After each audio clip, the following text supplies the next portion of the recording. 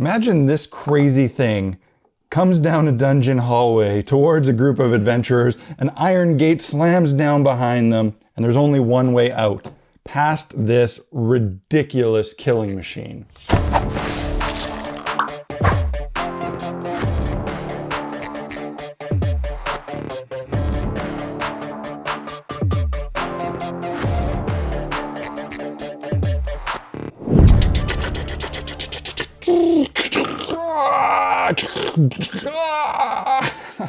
Hey guys, welcome back to Black Magic Craft. This week is another no plan household junk kind of build, and I went into it with absolutely no idea as to what I was going to make, and somehow I ended up making this crazy thing. I'm not sure what that says about my psyche and state of mind, but it sure is friggin' cool looking. I started by looking through some boxes of random stuff that I had saved. Surprisingly, I didn't choose a skull to work with. And I thought I'd finally make something out of the two juice lids that I'd been saving for quite some time. The shapes of these would have made great bases for statues or something, but I wanted to think a little bit outside the box. Right away, I thought they could make some sort of cool dungeon trap. A rolling, crushing bit of steel to fill a narrow hallway. And I had to join them end to end on the thin rim of the lids. And after my cat food can build last week, I knew I couldn't simply just glue them together. So I broke out some XPS foam, my Proxon, and a circle cutting jig and made a foam plug to join the two lids. I actually left them spaced apart as this would make the thing wide enough to fill my most used 3x3 tiles. Something like this is way more intimidating if there's no room in the hallway for a player to move past it. The lids had some fins inside that easily cut into the foam plug, and with that and a bit of hot glue, it was really easy to assemble this. I didn't want any exposed foam on the project, so I cut a strip of construction paper to wrap around and cover the XPS. And obviously, this thing needed a whole bunch of spikes. Otherwise, what's the point?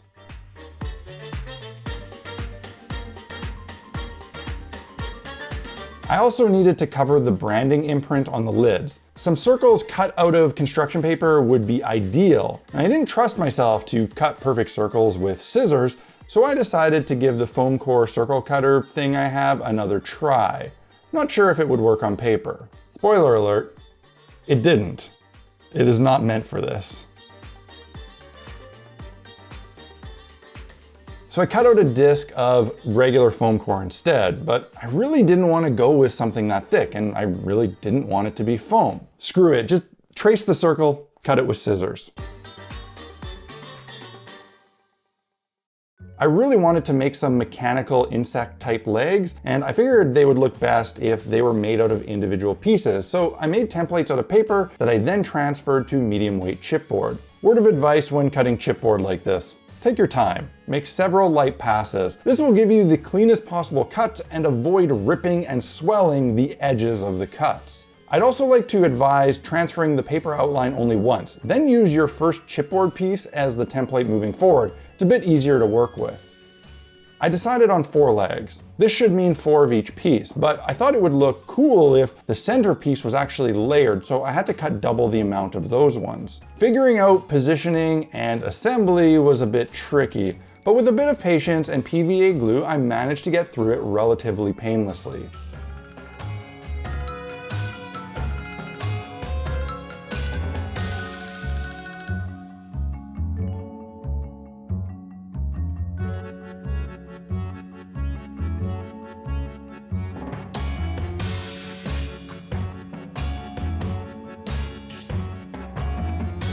I had reinforced all of the joints with PVA, but I didn't trust it for coating the rest of the chipboard. PVA simply shrinks too much and would cause too much warping, so I opted, of course, for Mod Podge, as it shrinks and warps paper far less. Sealing this paper material not only makes it harder and more durable, but it's a crucial step for protecting it during the painting process later.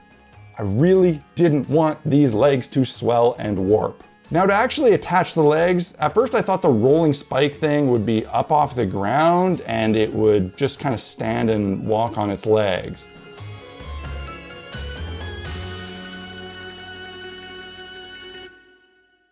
not a chance.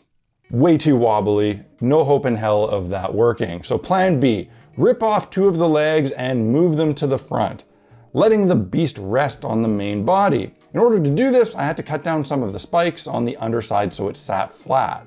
And I decided to position the second set of legs in a pretty menacing way that I thought looked really damn cool. I added some small gears on the joints to give this thing some character and imply mechanics. These are just some little decorative jewelry bits that I got at Michael's and hadn't really gotten around to using before. The back of the machine was looking rather naked and boring, so I started to visualize how this machine worked and thought, well, it would be neat if it had a net or a bucket on the back to throw the corpses it created into. Super gnarly, right? For the cage, scoop, bucket thing, I just used a plastic hair curler. It was the perfect length and it looked the part. To make the long joint really strong, I used the old baking soda and super glue trick. Because there was a gap between the 2 pieces, I used some masking tape to create a dam. This created a really strong joint that had the texture of an ugly weld or rust, perfect for this application. A little bit of plastic needlepoint mesh and this corpse catcher was complete.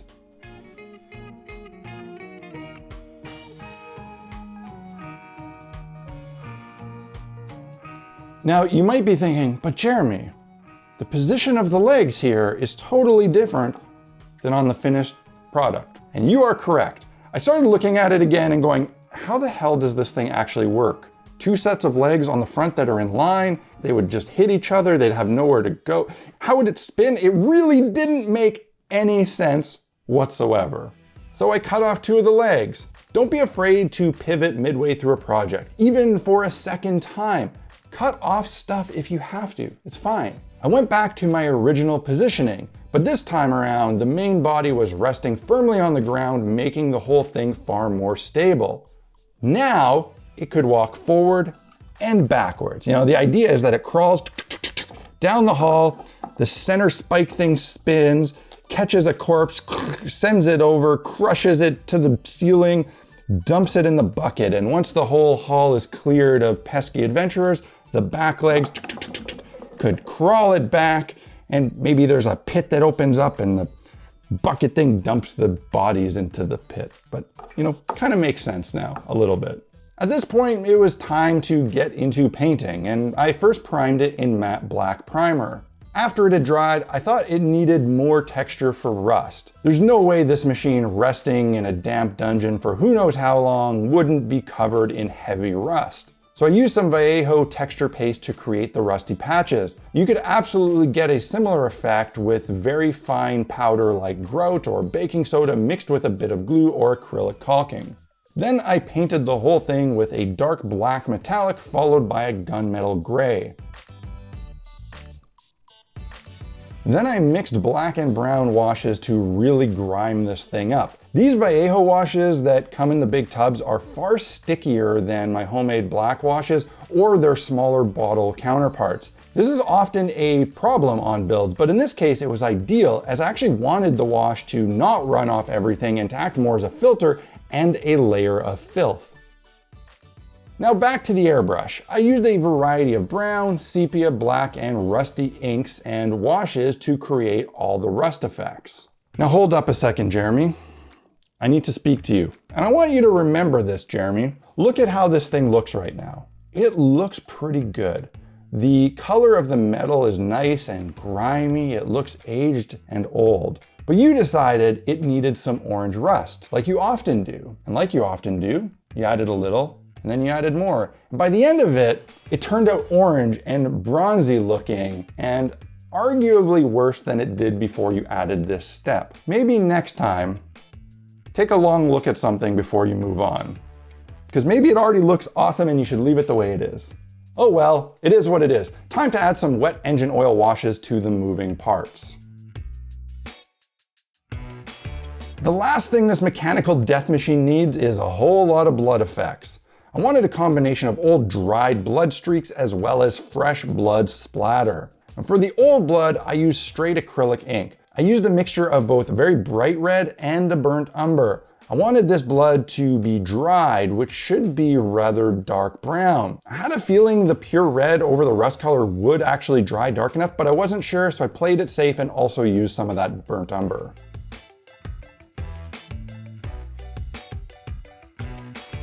For the fresh blood, I mixed the bright red ink with Vallejo water texture and just kind of went to town, splattering it and splotching it all over.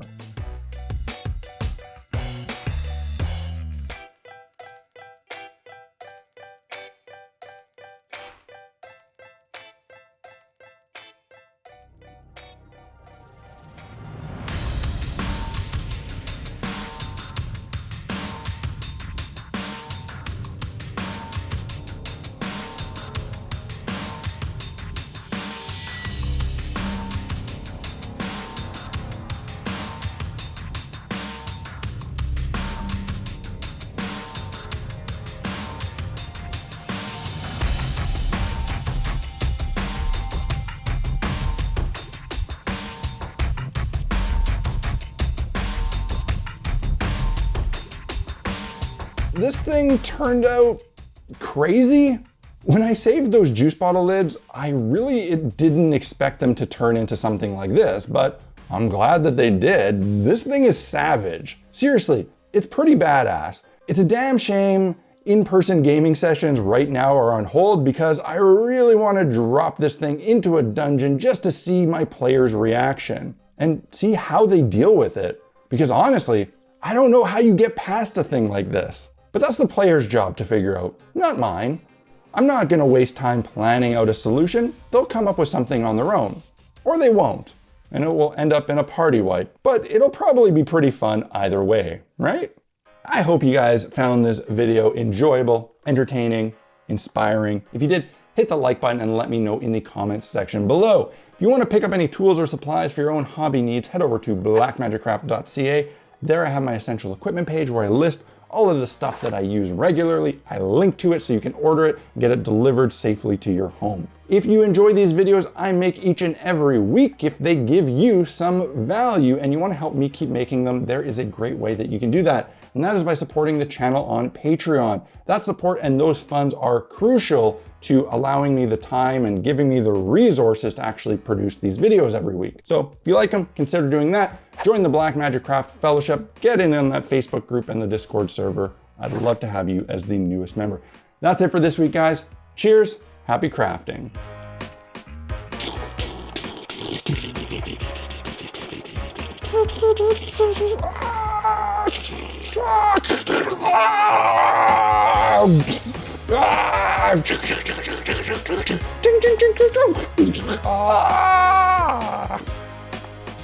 This thing is friggin' cool.